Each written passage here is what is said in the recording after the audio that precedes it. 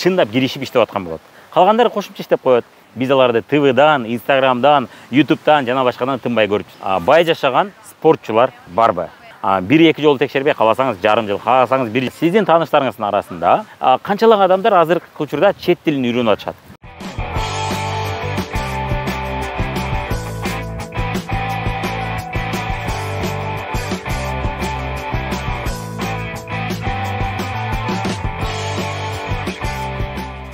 Салам достор, сиздер менен Мирлан Батырханов. Мальдивы, Мафуши аралынан чоң салам. Жылуулук сиздерге жөнөтмөкчүмүн жана сиздердин көпчүлүгүңүздөрдүн берген суроолоруңуздарга жооп берип кетсек. Көпчүлүк адамдар бул бизнес боюнча маалымат бергенде ушул суроодо ой пикирди айтышат. Мен эч бир бул бизнесте, тармактык маркетингде, фабиликте байып кеткен адамды азырга чейин көрө элекмин. Ошон үчүн демек алар жок дегендей мааниде суроону же ой пикирди айтышат. Ушул суроого жооп берип кетсек жана ушул ой пикирге бир аз ой калтырып кетсек. Негизинен мен сизге кошуламын. Эң туура айтасыз, чындап эле бул тармакта байып кеткен адамдарды көп көрө бербейбиз. Мен сизге кошулам. Сиздин ордуңузда мен дагы болгондо, мен дагы ошондой демекмин. Анткени дегенде сиздин айлана чөйрөңүздө демек ушул тармакта байып кеткен адамдарды сиз көрө элексиз, демек алар жок. Сиздин учуруңузда болгондо мен дагы ушул ойду айтмакмын. Жана сиздин оюңузга кошуламын. Чындап эле алар ар бир кадамда андай ар бир коңшубуз, ар бир таанышыбыз бул тармактан байып кеткен жок. Себеби дегенде бул тармак жаңы тармак болгону, бул тармактын бар экендигине адашпасам азыр негизинен эми 70 жыл болуп атат, көп деле болгон жок. Ошон үчүн бул жаңы тармак. Ал эми кадимки бизнести карасак, кадимки бизнес айталы, кадимки бизнес дегенс бул тармактык маркетинг эмес, башкача телевидение аркылуу жана башка жол менен реклама кылчу бизнестерди айтсак, буларга өзү 3000 жылдан ашык болуп калды окшойт. Адашпасам, же андан көп болушу мүмкүн. Ал эми тармактык маркетинг бул жаш индустрия, бул жаңы пайда болгон индустрия. Ошон үчүн бул тармак өтө чоң жайылып кеткен деле жок. Өзү чынын айтканда, мындай караганда бул жаш тармак. Биринчиден, ошол себептен бул тармакта негизинен байып кеткендердин саны өтө деле көп эмес. Кошулам ага. Биринчиден, экинчиден, кадимки бизнесте иштегендердин саны аябай көп жана кадимки бизнес чыгарчу товарлардын өзү көп. Тармактык маркетинг бул баардык жака жайылып кете турган бизнес эмес да. Бул кээ бир темаларда тармактык маркетинг жакшы дейт, кээ бир темаларда жакшы дебейт. Мисалы үчүн, мен отурган мебелди тармактык маркетинг аркылуу сатуу кыйын да. Муну тармактык маркетинг аркылуу сата албайсыз. Мындай чага караганда сиздин үйүңүздү карачу болсоңуз, үйүңүздө турган буюмдардын бир 80-90% бул тармактык маркетингке тиешеси жок бизнестер аркылуу келген товарлар да. Ал эми тармактык маркетинг аркылуу келген товарлар салыштырмалуу аз. Демек, бизди курчап турган адамдардын көпчүлүгү башка бизнес аркылуу байышкан. Себеби дегенде башка бизнестин саны өзү көп. Ал эми тармактык маркетинг бул өтө көп бизнес эмес да. Бул кээ бир темаларда жакшы кетип аткан бизнес. Ошон үчүн мен сизге кошулам. Биринчиден ушул нерсе. Экинчиден сизге суроо берип кетмекчимин. Эми экинчи жоопту айтып кетсек, толуктоочу нерсе. Биринчиден сизге кошулам, экинчиден 1-2 суроо берип кетсем, сиздин оюңузду билиш үчүн. Сизге суроо. Сиздин тааныштарыңыз, эгер сиз ушул ойду айтып аткан болсоңуз, же болбосо сизге ушул ойду бирөө жарым айтып аткан болсо, ошол адамга же сизге суроо берип кетели. Мындай суроо: сиздин тааныштарыңыздын арасында бай жашаган спортчулар барбы? Дүйнөлүк деңгээлде спортчулар. Мисалы үчүн Шевченко сыяктуу спортчу. Ал акча жакшы табат, адашпасак жакшы табат вроде. UFC'ден жакшы эле калат да. Же болбосо сиздин тааныштарыңыздын арасында атактуу футболчулар барбы? Дүйнөлүк деңгээлдеги. Миллионерлер барбы? Миллиондорду тапкан. Болуптур, $1 миллион деп эле, $1 сом тапкан футболчулар барбы тааныштарыңыздын арасында? Мисалы үчүн Россияда болушу мүмкүн аларчы. Ошондой жеке тааныштарыңыз барбы? Кийинки суроо: UFC'де, UFC мушташа билесиздер, же бокста, же болбосо кандайдыр бир дүйнөлүк атактуу спорттордун алалы, же баскетбол болобу, футбол болобу, иши кылса кандайдыр бир спортто сиздин тааныштарыңыздын арасында $1 миллион сом же $1 миллион рубль тапкан айына, же болбосо жок дегенде 300 000, 500 000 сом тапкан айына ошондой бай спортчулар барбы? Жакшы. Көпчүлүк адамдар жок деп жооп беришет. Сиз кандай жооп бересиз билбейм, менин тааныштарым арасында жок чындап. Меникинде жок. Шоу бизнес ырчылары айталы, сиздин жакын тааныштарыңыздын арасында же тааныш мындай учурашсаңыз, ал сизди тааныйт, кандайсың деп учурашат. Ошол адамдардын арасында айына 500 000, $1 миллион сом тапкан ырчылар же шоу бизнесте актер жана башкалар барбы? Менде бар, мен шоу бизнеске аралашкан бир убакта. Менде бар, мен жакын досум Кыргызстанда номер 1 ырчылардын бири. Анын канча табышында экөөбүз сүйлөшүп билгенбиз. Көп эле табат, ошол таанышым бар. Бирок сиздерде барбы ошондой адамдар? Жакшы жооп бердиңиз, Көпчүлүк адам жок деп жооп берет. Мен таанышым бар, ал тойлорго чыгат, эми ал миллион таппаса керек, билбейм, бирок ал жакшы эле табат дешет. Ооба, ырчылардын арасында көп жакшы тапкандар көп чындап элечи. Бирок республиканын деңгээлиндеги ырчы барбы? Республиканын деңгээлинде атактуу болгон актер барбы? Көпчүлүктүн андай тааныштары жок да. Мурунку деңгээлде, мурунку убакта атактуу болгон ырчылар болуп калышы мүмкүн. Эми Кыргызстан кичинекей мамлекет болгондуктан ал деңгээлдегилер бар болушу мүмкүн. Эми айталы жок дегенде СНГ мамлекеттеринин арасында атактуу мына Киркоровдорду таанайбыз, аябай чоң акчаларды табышат. 100 000 евро табат деп угабыз, 300 000, 500 000 евро табат деп угабыз.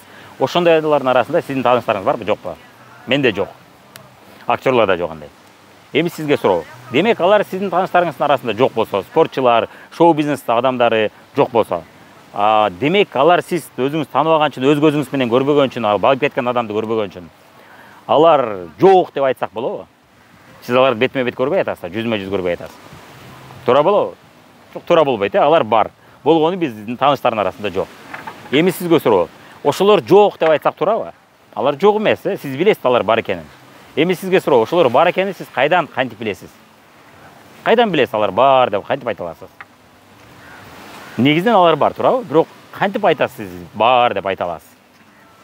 Айта алабыз, туурабы? Биз айта алабыз, алар бар деп айта алабыз. Кайдан? Биз аларды ТВдан, Инстаграмдан, Ютубтан жана башкадан тынбай көрүп турабыз. Мындайча айтканда, массалык маалымат каражаттары алар жөнүндө айтып турат. Эми сизге суроо. Аларды тынбай көрсөтүп турат. Эми жөнөкөй кадимки бизнесте миллионер болгондорду Салымбеков жана Шоронун жетекчиси ушул сыяктуу бир 5-6 же 10 чакты бир бизнесмендерди билебиз да, миллионер бизнесмендерди. Бирок көпчүлүгүн биз тааныбайбыз да. Ошондой миллионерлер, бизнесмендер бар экенин билебиз, бирок тааныбайбыз, туурабы? Бирок бар экенин билебиз. Кайдан билебиз? Кайдан билебиз? Билбейм, кайдан билесиздер, бирок алар бар да, туурабы? Бар экенине ишенесиз. Бирок аларды сизге көрсөтпөй атат. Аларды бирок ТВдан, массалык маалымат каражаттардан биздин коомданча көрсөтө бербейт. Себеби бизде бизнес темасы өтө атактуу эмес, бизде саясат, шоу бизнес темасы атактуу. Анан согуш темасы. Бирок бизнес теманы улам реклама кылып жасаган телевидениеда, массалык маалымат каражаттарында мен көп көрө бербейм да. Бизде тескерисинче бизнести жамандашат, байып кеткен адамдарды ууру деп эсептешет жана башка да. Аларды бар деп айта алабыз, бирок туурабы? Эмнеге? Билебиз да. Эми биздин тармакта дагы ошондой каналдарыбыз бар. Сиз ошол ырчылар бар экенин кайдан билесиз, актерлор, Сиз ошол каналдарды көрөсүз. Телевидениеден көрөсүз, Ютубтан жана башка каналдардан сизге журналисттер көрсөтүп турат, чакырып, радио жана башка көрүп турасыз да. Эми сиз ошол каналдар аркылуу билип атасыз. Ишенсеңиз, биздин да ошондой каналдарыбыз бар да. Тармактык маркетингде мен 10 жылга жакын болуп калды иштегениме, иштейм. Ишкерчилик тармагында мен 12 жылдан бери бармын. Демек, ишкер катары 12 жылдан бери мен аларды тынбай көрүп жүрөм, аларды аңдып жүрөм, аларды окуп жүрөм, алардын сабактарын алган аракет кылып жүрөм. Ошол адамдар бар да, чынында. Мен да ошолордун биримин, чындап эле чоң акча тапкандардын биримин тармактык маркетингде. Сиз ошолорду кантип көрө аласыз? Биздин каналдарга катталсаңыз. Ошондой адамдарды көрсөтүп турчу биздин өзүбүздүн каналдарыбыз бар.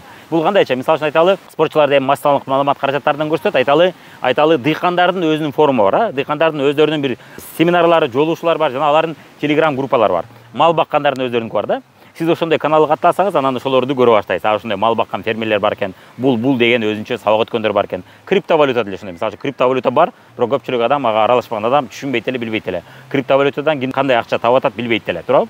Бирок ошол группага кошула баштасаңыз, сиз аралашып көрө баштайсыз. Булар жакшы таап аткен, булар жакшы таап аткен, булар жакшы таап аткен деп көрө баштайсыз. Эми сиз ошол жака аралашпасаңыз кантип билесиз? Демек, аралашсаңыз аны көрө баштайсыз, туурабы? Демек, сиз аралаша элексиз, ошон үчүн сизге байып кеткен адамдарды көрө элек, мен алар жокко деген ой болот да сизде.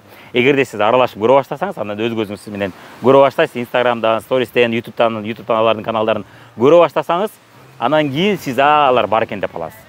Бизде эми телевидениедан кадимки бизнесмендердин көпчүлүгү көрсөтпөгөндөй, бизде деле көрсөтө беришпейт да. Себеби дегенде коомдо дагы деле тармактык, чыныгы тармактык маркетинг бул элге өтө пайдалуу тармак. Азыр айтып берем бул жөнүндө эмнеге. Жана мошенник, финансылык же каржы пирамидалар бар, жана жашыруун каржы пирамидалар бар. Ушул экөөнү азырга чейин коомдо көпчүлүк адам айырмалай албайт да. Айырмасын билишпейт. Жана каржы пирамидаларына ишенип, алданып, ушунча акчамды көбөйтүп берет экен, окуйт, байыт экен, тез байыт экен деп ишенип кирип алышат. Биз айтсак, адис катары ушундай бул мошенничество десек ишенишпейт же түшүнүшпөйт да. Биз иштеп аткан башка, ал башка десек түшүнүшпөйт. Коом деле мындай түшүнө элек да. Ошон үчүн бизди көп көрсөтө элек да азырынчачы. Кадимки бизнесмендерди деле көп көрсөтө элек. Эмнеге дегенде 90-жылдары көпчүлүгүнүн оюнда соода, бизнес бул жалганчылык деген ойдон калып кеткен. Өзгөчө мурунку поколение, мурунку муундагы адамдарда ушундай бар да, дагы делечи. Дагы деле бизнес бул мындай бир өтө деле сыйга эмес кесип катары карашат да. Андан көрүп барып мамлекетке иштесең же бирөөнүн колуна жалданып иштесең, бухгалтер болсоң, жана башка кесиптин ээси болсоң, сен сыйга ээ болгон адамсың деген көз караш. Эсиңиздерде болсо 90-жылдардагы бир убакта базарга чыгып соода кылган адам уят болчу. Соода кылуу деген өзү бир уят болчу. Бизнес кылуу деген бул элди алдап акчасын алуу деген көз карашта жүргөн адамдарды мен көргөн уккам да алардычы. Алар барбы жокпу билбейм. Менимче мурунку муундагылар дагы деле ошондой ой жүгүрдү да. Ошон үчүн бизге дагы элдин, коомдун ою ошондой да. 90-жылдары бизнеске кандай болсо, соодага кандай болсо ою адашуу болгон да ал туурабы. Ал эл союздун тарбиясын көрүп калгандагы бизнес бул жаман экен, элди алдоо экен, чайкоочулук жаман экен, алып сатуу бул жаман экен деген ой болушкан. Азыр Кыргызстандын көпчүлүгү муну түшүнөт, жасап эле жүрүшөт. Ошонун негизинде эле көпчүлүк адам акча таап атат. Бул көрүнүк мындай көнүмүш адат болуп калды. Көндү акыры эл. Тармактык маркетингде бул ошондой жаңы көрүнүш да. Ошон үчүн сиз буга азырынча бул боюнча маалыматыңыз азыраак болгону, үстүртөн болгону бул түшүнүктүү. Сиз бул темадан алыссыз. Эгерде бул темадан алыс болбой, жакыныраак болуп, аралашып, изилдеп көрсөңүз, сиз андай адамдар аябай көп экенин көрө баштайсыз, түшүнө баштайсыз да. Мисалы үчүн биздин эле YouTube'да Команда Бриллианты деген каналыбыз бар.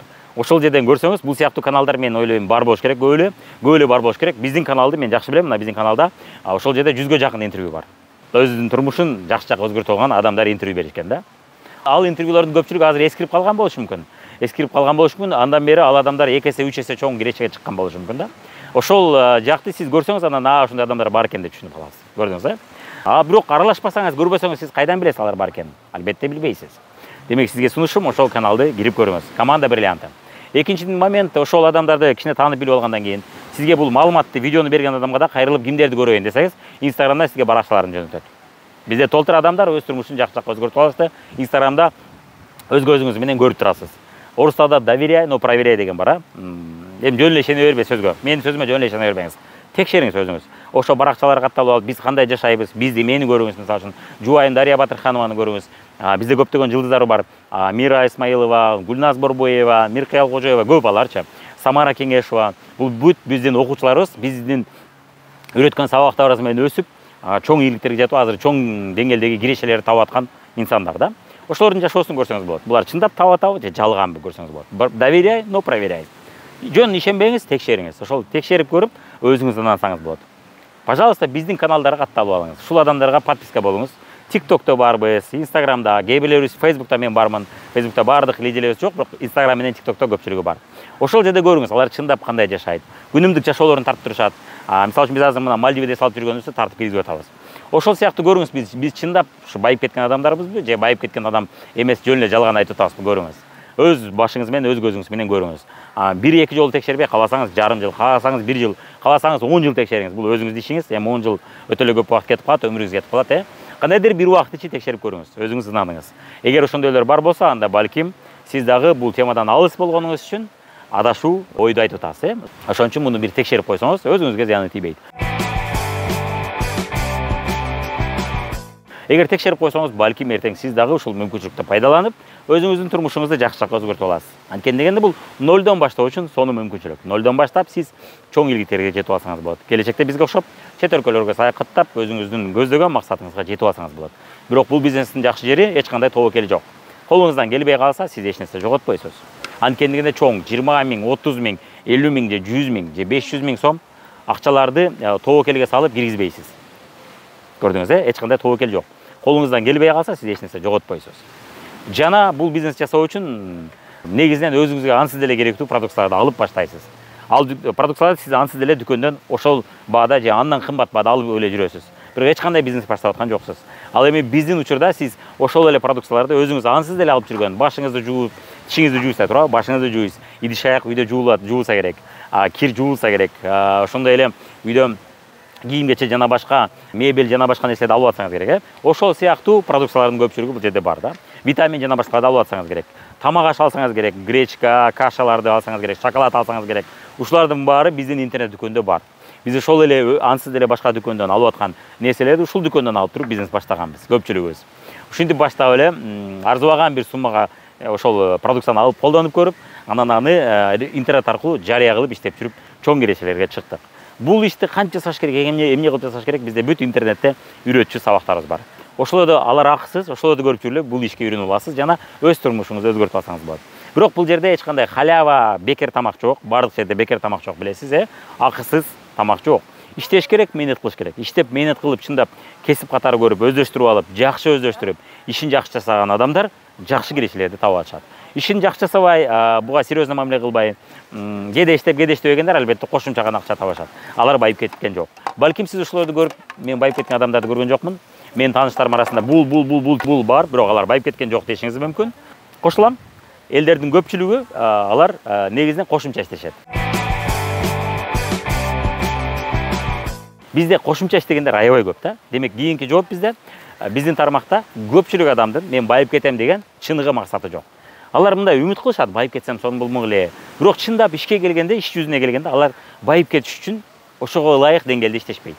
Көпчүлүгү кошумча иштеп коет. Көпчүлүгү кээде сабактарды көрүп коет, бирок практика жүзүндө жасашпайт. Канчалык адамдар азыркы учурда чет тилин үйрөнүп атышат. Бирок баардыгы эле чет тилин сүйлөп кетип атабы? Жок. Сүйлөп кетип аткан жок. Мисалы үчүн 100 адам окуса, ошодон бир 10 адам сүйлөп кетет.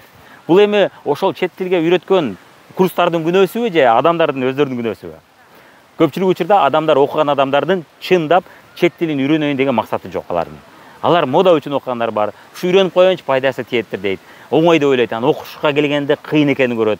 Менет кылыш керек, жатташ керек, машыгыш керек, кыйын нерсе экенин түшүнүшөт. Менет кылыш керек. Максаты жок адам менет кылгысы келбейт. Анан эмне болот? Окудум деген болот, бирок сүйлөп кеткен аз. Чындап сүйлөгөндөр аз, эмнеге? Алар чындап максаты бар. Же алар ишке орношуш үчүн окуйт, же болбосо чет өлкөгө кетиш үчүн алар окуйт, алар чындап окуйт. Же болбосо иштеп аткан жеринен жогорку деңгээлге, жогорку тепкичке чыгыш үчүн, көбүрөөк киреше көрүш үчүн окуйт. Алардын максаты бар. Ошон үчүн алар сүйлөп кетип атышат. Бул спортто дагы ошондой. Баардыгыбыз көпчүлүк балдарыбызды спортко беребиз, бирок баары тең эле спортчу болуп кетип аткан жок. Эми баары тең спортчу болуп кетпей атса, анда эмне спортко үйрөткөн жер күнөөлүү болуп калдыбы? Жок. Бул адамдардын өздөрүнүн тандоосу болот, Бизде дагы ошентип көпчүлүк адамдар өздөрү байкабастан тандашат. Жок, бул жакта өтө көп менет кылыш керек экен. Мен оңой жолун издейинчи деп көп жылдар бою оңой жолун издеп жүрө беришет. Чынында эмне күндө менет кылыш керек, күндө иштеш керек. Сабакта да айтылган нерсени үйрөнүп алып, күндө менет кылыш керек. Андайлар аз. Өтө көп эмес. Мисалы үчүн 100 адам келип кошумча иштеп аткан болсо, ошодон бир 5 же 10 адам чындап киришип иштеп аткан болот. Калгандары кошумча иштеп коет. Анан кимдирбирөө кызыгып калса, маалымат берип коет. Бирок профессионал катары күндө кесип, ушул кесиптин ээси катары күндө бул ишти жасабайт.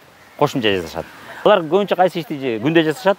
Продукция жөнүндө маалымат берип коюу, каталогду көрсөтүү, заказ алууга аракет кылуу. Анткени мындан акча бат түшөт, тез түшөт. Ошон үчүн аны күндө жасаган аракет кылышы мүмкүн. Бирок структура куруу, чыныгы чоң масштабта реклама жасоо, команда менен иштөө деген көп иштер бар. Ошолорду жасашпайт. Күндөчө. Каалаганда кээде жасап коет да, өспөй атам го деп, жарым жыл жүрүшөт, 1 жыл жүрүшөт, кээ бирлер 2 жыл жүрүшөт, өспөй атам го деп. Алар кесип катары күндө жасашпайт да. Анан сиз ошону көрүп алып, демек көпчүлүк адам иштеп атат, эч ким байыган жок дейсиз. Алардын максаты жок байыганы. Чындап максаты жок чын дилиндечи. Чын дилинде максаты бар адам күндө ошол максат үчүн күндө иштейт. Бул эмне окшош? Канчалык адамдар кулинардык курстарды бүтүп атат, бирок повар болгон жок. Канчалык адамдар правага окуп атат, вождение чыгып атат, бирок баары тең эле машинаны сонун айдап кеткен жок. Правиларды бузуп, нарушение кылып, ушундай кылып атышат. Эми машина алгандар аз көбөйүп кетти, машина арзан болгондуктан айдагандар көп. Мурун бир убакта машина кымбат болуп, көпчүлүк адамдын акчасы машинага, автоунаага жетпейт эле. Ошол мезгилде права алгандар көп болду, мисалы үчүн бир 5-10 жыл мурун ушундай эле да көрүнүш. Сиз көрдүңүз окшойт, ошол мезгилде права алгандар көп эле, бирок айдагандар аз эле да.